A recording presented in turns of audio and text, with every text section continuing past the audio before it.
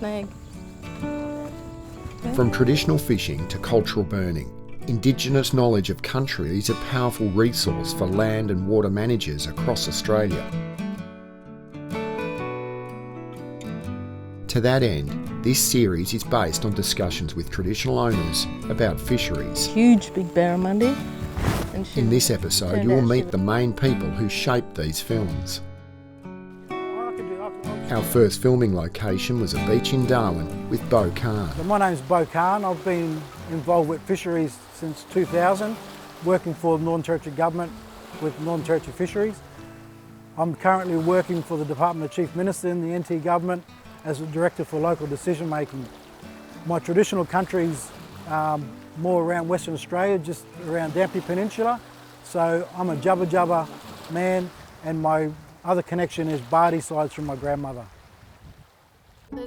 Next, we went to Twin Hill Station in the Northern Territory with traditional owner Dr. Linda Ford.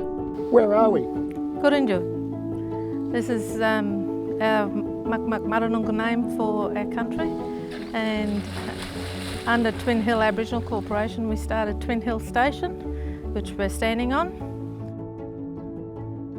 Dr. Ford is currently a Principal Research Fellow at Charles Darwin University and has a deep Indigenous ecological knowledge. And they're all connected to that big ceremony that I told you about at the place called Judul and Kubadi. If you look here, look, that's an abalone shell. Ewan man Wally Stewart was kind enough to invite us along on a fathers and sons weekend at Mystery Bay on the south coast of New South Wales. Well, we're Yuin people, we're sea people. They call us Katungal. Katungal means sea people. And we've had a long association, with the south coast.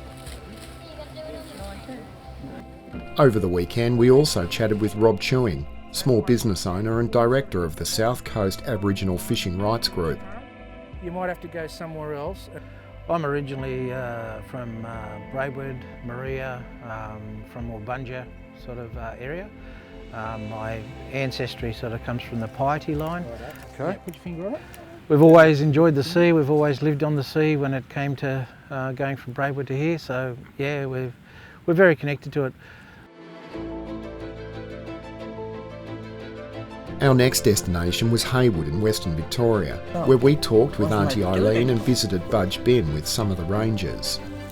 Budge Bim is an ancient aquaculture and village site dating back about 6,500 years, and Auntie Eileen was one of the many traditional owners working hard on a nomination for Budge Bim to be World Heritage listed. My name's Eileen Alberts. I'm a Gilgar Gunditj woman of the Gunditj Nation. Gilgar means rivers. Gunditj means belonging to, so I belong to the rivers. A fisheries meeting in Queenscliff, Victoria was our next location. Hi, my name's Rowan Henry. I'm with the Bunurong Land Council and I work as the Manager Land and Waters. Through my connection with Victorian Fisheries Authority and Mike Gilby in particular, I got asked to be involved with the Victorian Rock Lobster Resource Assessment Group, and this is where I am today. Michael Gilby also found time during the day to have a chat with us. It's linking traditional science with Western science and how we bring that together. There's stories to be told and stories to be shared. Shared country, shared story. Having failed on our first trip to get footage of an eel, our final location was back to Budge Bim, and now, 4 months later, it had become World Heritage. Ben Church is an Aboriginal water officer at Gunditj Meering Traditional Owners Corporation and organised for us to film some of the mob doing a science training session with the eels. They were learning how to anaesthetise eels for measuring and implanting acoustic tracking devices. Just out here to assist with the eel tagging project. So and tell us about the eel tagging project.